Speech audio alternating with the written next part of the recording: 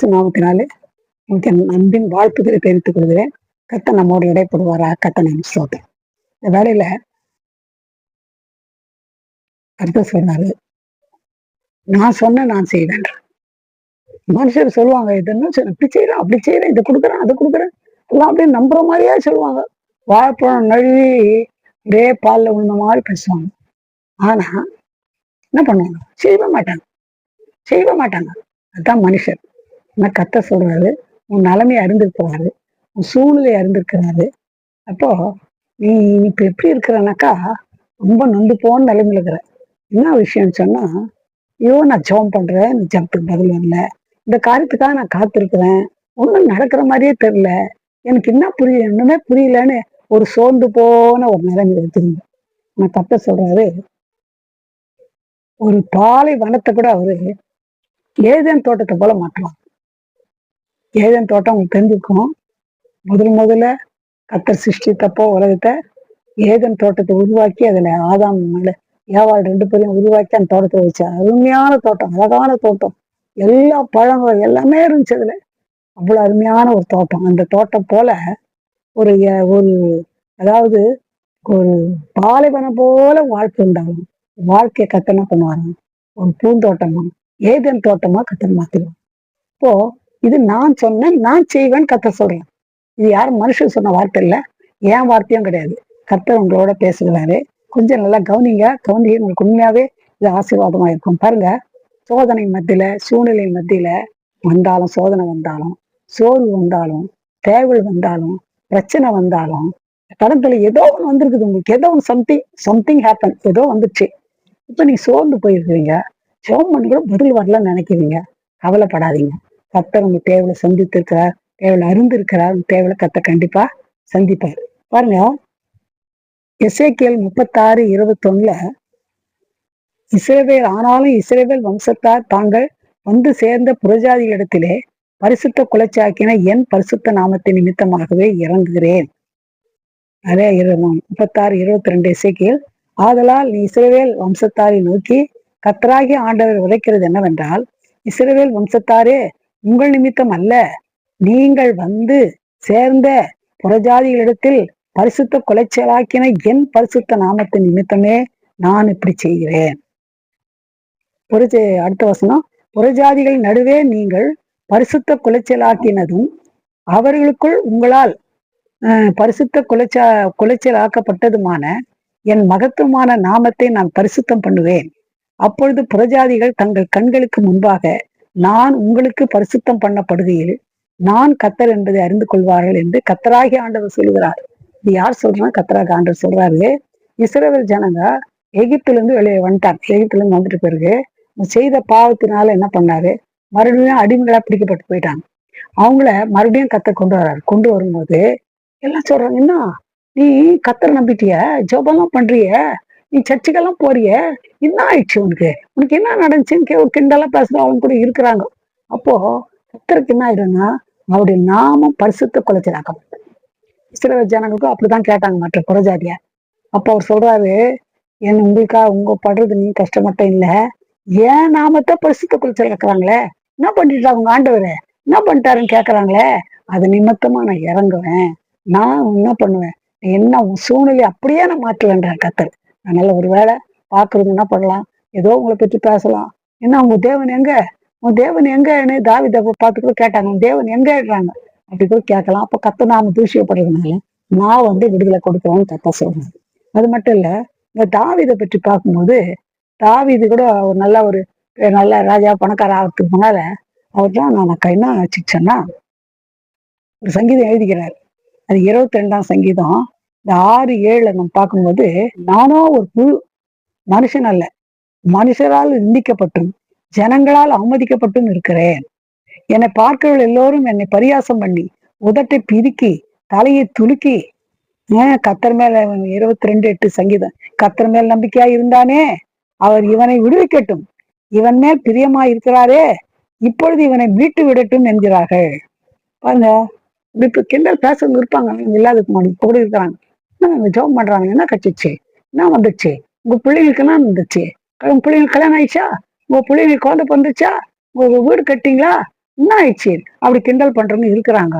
ஆனா கர்த்தர் நம் பட்சத்துல இருக்கிறார். நம்ம பாழான மாதிரி ரொம்ப சோர்ந்து போன மாதிரி இருந்தாலும் கர்த்தர் சொல்றாரு, இந்த பாழான நிலத்தை பயிர் நிலமா மாற்றணும். கர்த்தர் சொல்றாரு.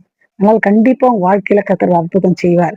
அதான் சொல்றாரு, உம் ஆதலால் இஸ்ரவேல் வம்சத்தாரை நோக்கி கர்த்தராகிய ஆண்டவர் உரைக்கிறது என்னவென்றால், இஸ்ரவேல் வம்சத்தாரே, உங்கள் நிமித்தம் அல்ல, நீங்கள் வந்து சேர்ந்த புறஜாதிகளிடத்தில் பரிசுத்த குலைச்சலாக்கின என் பரிசுத்த நாமத்தின் நிமித்தம் நான் இப்படி செய்கிறேன். நான் ஜனங்கள்லாம் என் பரிசுத்த நாமத்தை பரிசு குலைச்சலாக நான் செய்யறேன்றார். இதுல விஷயம் நான் சொன்னா, தாவீது ஏன் அப்படி நொந்து போனார்னா, தாவீது ஆடு மேய்க்கிறார் காட்டுல.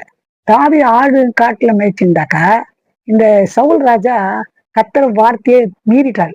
கர்த்தர் வார்த்தை கீழ்ப்படியில.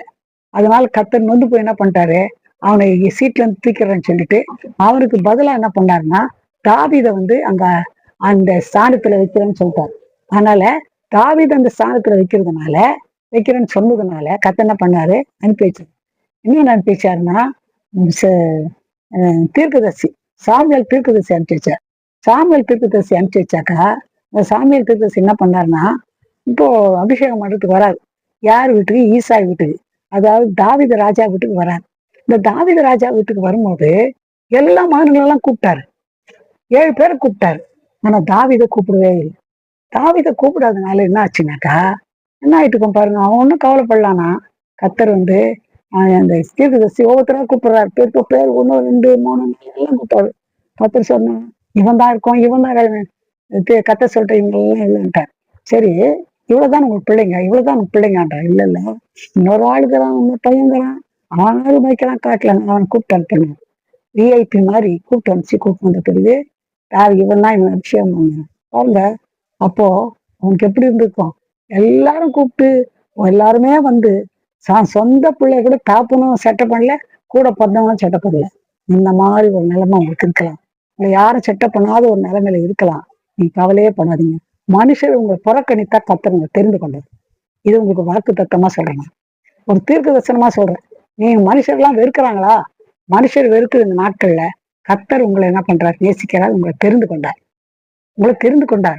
அதனால நீங்க சந்தோஷப்படுங்க. கர்த்தர் செய்வார்.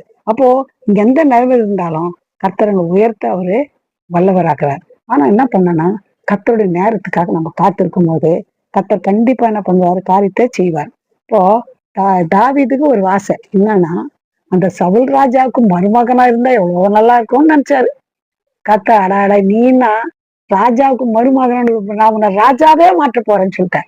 இப்ப நீங்க யோசிக்கலாம், என் நிலைமை எப்படி இருக்குன்னு யோசிக்காதீங்க. நீங்க நினைக்கிறது கேட்பதற்கும் நினைப்பதற்கும் மிகவும் அதிகமா செய்ய வல்லவர். அதனால சோர்ந்தே போவாதீங்க. கண்டிப்பா உங்களை உயர்த்த கர்த்தர் வல்லவரா இருக்கிறார். தாவீது ஏற்கனவே 21 முறை அடிச்சு சாவடிக்கணும் தொத்தி அடிச்சாரு அவங்க மாமனாரே சவுல் ராஜா. ஆனா கர்த்தர் கையில விடவே இல்லை. கர்த்தர் அவனை பாதுகாத்தார். அதனால எப்பேற்பட்ட நிலைமையில கீழ்தரமான நிலைமையில இருந்தாலும் கர்த்தர் இவங்களை ஒரு அம்பானி போல மாத்துறதுக்கு அவரால் முடியும். அதனால நீங்க சோர்ந்தே போகாதீங்க. கர்த்தர் பாத்துல காத்திருந்தா போதும், கர்த்தர் செய்வார். பாருங்க, இந்த எப்தா இருந்தாரு. எப்தா அந்த நியாயாதிபதிகள் 11ஆம் அதிகாரம் 11ஆம் வசனத்துல நம்ம பாக்குறோம். அப்பொழுது எப்தா கீலேயாத்தின் மூப்பரோடு கூட போனான். ஜனங்கள் அவனை தங்கள் மேல் தலைவனும் சேனாதிபதியுமாக வைத்தார்கள். எப்தா தன் காரியங்களை எல்லாம் மிஸ்பாவிலே கர்த்தருடைய சந்நிதியிலே சொன்னான். எப்தா யாருன்னா, ஒரு பரஸ்திரியுடைய மகன். அப்போ நம்ம என்ன செய்யணும்னாக்கா, அந்த ரொம்ப துக்கமான ஒரு சூழ்நிலை. அவங்க எல்லாம் இப்போ கூட பிறந்த தாப்பனுக்கு பிறந்த பிள்ளைங்க எல்லாம் பிள்ளை வெளியே அனுப்பிச்சிட்டாங்க. நீ போயிட்டுன்னு சொல்லிட்டு என்ன பண்ணாருன்னா, நீ பரஸ்திரிக்கு பிறந்த பிள்ளை என்கிட்ட வானான்ட்டான்.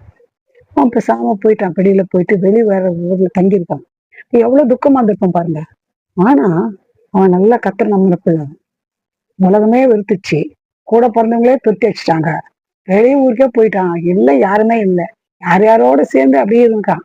பராக்கிரமசாலி தான். அந்த நிலைமையில அவனை பாருங்க, அவன் கர்த்தர் மேல இருந்த நம்பிக்கையினால ஒரு நாள் என்ன பண்ணாங்க, ஒரு யுத்தம் வந்துச்சு அவங்களுக்கு யுத்தம் வந்தப்ப என்ன பண்ணாங்க, நம்மளால முடியாதப்பா, எப்தான் தான் அதை பிடிச்சிருவான் சொல்லிட்டு எப்தா வந்து அவங்க எல்லாம் கூப்பிடுறாங்க. வரியா, எனக்கு தலைவனா இருக்கிறியா, எனக்காக யுத்தம் பண்றியானா? ஆனா என்னை தொத்திட்டீங்க, இப்ப என்ன கூப்பிடுறீங்களே, என்ன தலைவனை வைப்பீங்களா? ஆமா, தலைவனை வைக்கலாம் வாங்கன்னு சொல்லி தலைவனை வச்சு நீதான் யுத்தம் பண்ணுன்னு சொன்னா அவர் நல்ல காரியத்தை செய்யலாம். அது என்ன காரியம் செய்தான்னா, எப்தா வந்து மிஸ் பண்ற இடத்துல போய் தன் உள்ளத்துல இருக்கிறதெல்லாம் கர்த்தர்ட்ட சொல்லிட்டான். ஆண்டவரே இப்படி இருக்கு சூழ்நிலை, இப்படி இருக்குது. என்னால ஒண்ணும் பண்ண முடியாது. நீங்க வந்தா தான், நீங்க உதவி செய்து தான் இந்த யுத்தத்துல நான் ஜெயிக்க முடியும். நீங்க தான் உதவி தன் உள்ளத்துல இருக்கிறதெல்லாம் எப்தா போய் சொன்னான். எங்க பிஸ்பால. கர்த்தர் அப்படியே ஒரு பொருத்தனையும் பண்ணான். எனக்கு முன்னால வந்து எது வந்தாலும் ஜெயிச்சுட்டு வந்தா நான் பலி கொடுக்குறேன்னு சொல்லிட்டான். அதான் கொஞ்சம் சரியான பொருத்தனை பண்ணல. மத்தபடி கர்த்தர்ட்ட போய் தன் காரியங்கள் எல்லாம் சொன்னபோது, கர்த்தர் முதல்ல சொல்றான் இல்ல வேணாங்கறான்னா, அவனுக்கு ஒத்து வரல. நம்ம யுத்தம் நடந்துச்சு. யுத்தத்துல மகத்துவமான ஒரு வெற்றியை கர்த்தர் குடுத்தார். அதனால எத்தா போல தள்ளப்பட்ட நிலைமையில இருக்கிறியா? வீட்டாரே தள்ளிட்டாங்களா? சொந்தக்காரே தள்ளிட்டாங்களா? நீ எந்த நிலைமையில இருக்கிற? ஆனா கர்த்தர் உன்னை பார்க்கிறாரு. உனக்கு எல்லாம் தள்ளினா கூட ஒரு நாள் உன்கிட்டயே வருவாங்க. வந்து என்ன பண்ணுவாங்கன்னா, உன்னை அழைச்சுன்னு போவாங்க. நீ போய் மிஸ்பாவுல போய் எப்தா தன் காரியங்கள்லாம் சொன்னது போல நீ சொல்வாயானா, உன் நிலைமையே கர்த்தர் கண்டிப்பா மாற்றுவார். பாருங்க, இயேசுவுடைய காரியத்துல கூட பார்க்கும்போது, அவரு கூட என்ன பண்ணாங்க, ஒரே தலை துலுக்குனாங்களாம். வசனம் பாருங்க, மத்தேயு 27ஆம் அதிகாரம் 39ஆம் வசனம். அந்த வழியாய் நடந்து போகிறவர்கள் தங்கள் தலைகளை துலுக்கி தலையை துலுக்குறாங்க. என்ன என்ன பெரிய ஆளுன்னு நினைச்சோம், என்ன செய்த அற்புதம் பண்ண நினைச்சேன். இப்போ நீ என்ன பண்ண? ஜனங்க முன்னே ரட்சித்துக்கோ, திருடங்க பக்கத்துல இருக்க திருடங்க கூட சொல்றாங்க. உன்னைத்தானே ரட்சித்துக்கோ, என்னையும் ரட்சித்துக்கோன்றாங்க. அப்புறம் என்ன சொல்றாங்க, இந்த ஜனங்க தலையை துலுக்கி, என்னென்ன பண்ணீங்க, என்னென்ன அற்புதம் பண்ணீங்க, இப்போ உனக்கு நீ தேவனுடைய குமாரனை இறங்கி வா கீழேன்றாங்க. பாருங்க, அவர் இறங்கி வந்ததான் இன்னைக்கு இந்த ரட்சிப்பே நமக்கு கிடைச்சிருக்காரு. ஆனா அவர் மௌனமா இருந்தார், பொறுமையா இருந்தார், எதுவரையிலும் பொருந்தாரு. கர்த்தர் எப்பவுமே ஒரு ஃபாஸ்ட் ஃபுட் கொடுத்துட மாட்டார் நமக்கு. கொடுத்து இந்தா சாப்பிடுங்க, ஃபாஸ்ட் ஃபுட் கொடுத்தா நடக்கிறது வேற. ஆனா அந்த மாதிரி கொடுக்க மாட்டாரு. நிதானமா நல்ல பர்ஃபெக்டான உணவை நமக்கு கொடுப்பார். பர்ஃபெக்டா நம்ம தேவையெல்லாம் கர்த்தர் சந்திப்பார். அதனால நம்ம என்ன பண்ணோம்னா, நம்ம அவர் பொறுமையா இருந்தார். எது வரலாம் பொறுமையா இருந்தாருன்னா, சிலுவையில் அரைக்கும் போது இறங்கி வா இறங்கி வானா அவர் இறங்கி வரல. இறங்கியே வரல. எதுக்காக? நமக்காக. நமக்கு ரத்தம் சிந்தினா தான் பாவ மன்னிப்பு. இறங்கி வரல. பொறுமையா இருந்தாரு. மௌனமா இருந்தாரு. பிலாத்து பேசினப்போ பிலாத்து ஒண்ணுமே பேசல. எவ்வளோ திட்டினாங்க, எவ்வளோ பேசினாங்க, தலையை துலுக்கினாங்க, பார்த்து பார்த்து ஒரே கிண்டல் பண்ணாங்க. எதுக்குமே அவர் பொறுமையா மௌனமா இருந்தாரு. ஆனா கடைசியில என்னாச்சுன்னா, அவர் மரித்து அடக்கம் பண்ணப்பட்டு 3ஆம் நாள் உயிரோடு எழுந்தப்பதான் அவர் வல்லமையே தெரிஞ்சிச்சு. அதாவது வசனம், அருமையான வசனம் இருப்பாங்க. ரோமர் 1ஆம் அதிகாரம் 5ஆம் வசனம். மாம்சத்தின்படி தாவீதின் சந்ததியில் பிறந்தவரும் பரிசுத்தமுள்ள ஆவியின்படி தேவனுடைய சுதனென்று மரித்தோரிலிருந்து உயிர் தெரிந்ததினாலே பலமாய் ரூபிக்கப்பட்ட தேவகுமாரனுமாய் இருக்கிறார். இப்போ நம்ம மறுபடியும் இந்த வசனம் படிக்கிறோம் பாருங்க. மாம்சத்தின்படி தாவீதின் சந்ததியில் பிறந்தவரும் பரிசுத்தமுள்ள ஆவியின்படி தேவனுடைய சுதனென்று மரித்தோரிலிருந்து உயிர் தெழுந்ததினாலே பலமாய் ரூபிக்கப்பட்டார். பட்ட மனுஷகுமாரனாய் இருக்கிறார். எப்ப அப்படி மகிமை வெளிப்பட்டுச்சுன்னா, 3ஆம் நாள் உயிரோடு எழுஞ்சிட்டான். எவ்வளவு பேர் மகான்கள்லாம் செத்து போனாங்க. அவ்வளவு பெரிய பெரிய கல்லறைங்கெல்லாம் கட்டி வச்சுக்கிறாங்க. இயேசு கல்லறையே கிடையாது. கத்தரி திருவிழா ஜெருசலேம் போனப்போ அந்த கல்ற காலி ஆகுது. உள்ள போய் சுத்தி சுத்தி போட்டோ எடுத்துன்னு வந்தேன். பாருங்க, என்னன்னா அவர் கல்ற காலி ஆயிடுச்சு. யார் கல்றையும் காலி கிடையாது.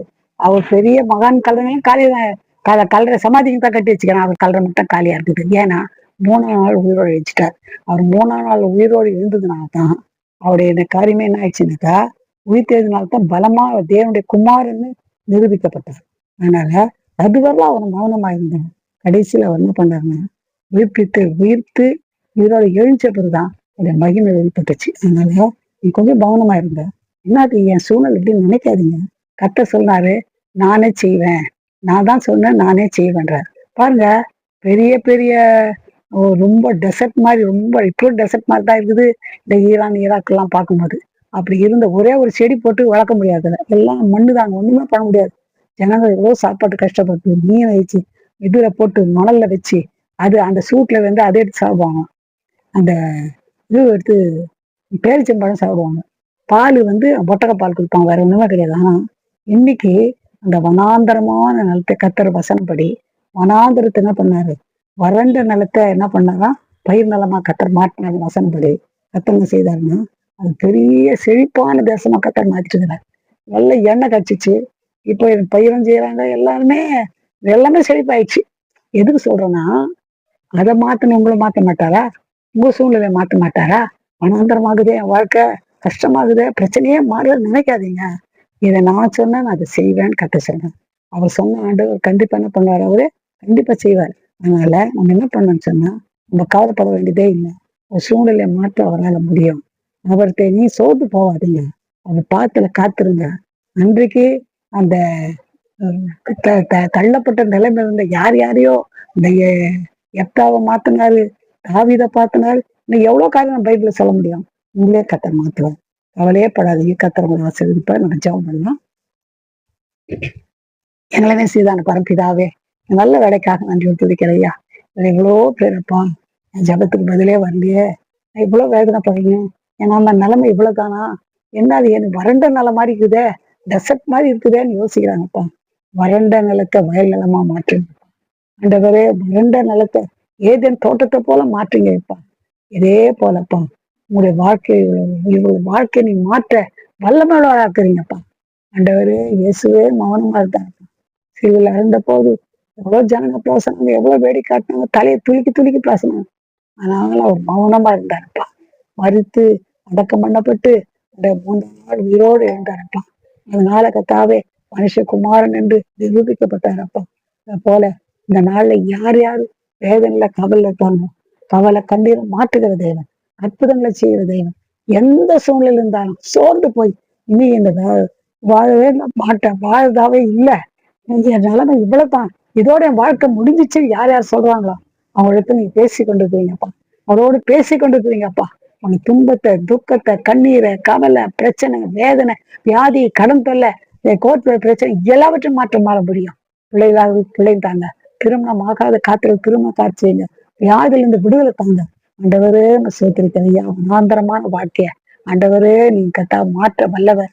ஆண்டவரே நீங்க யோசிப்பு உயர்த்துறீங்க, தாவீதை உயர்த்துறீங்க. இந்த மாதிரி எவ்வளவு பேர் நீங்க கத்தாவே எப்தாவை உயர்த்துறீங்க, நிறைய பேரை கத்தா உயர்த்துறீங்க. இன்றைக்கு வசனத்தை கேட்டுக்கொண்ட ஒவ்வொருவரையும் ஆண்டவரே பிரச்சனையிலிருந்து மாற்றி உயர்த்தி நாம மைப்படுத்திக் கொள்ளுங்க, பெரிய காரியம் செய்யுங்க.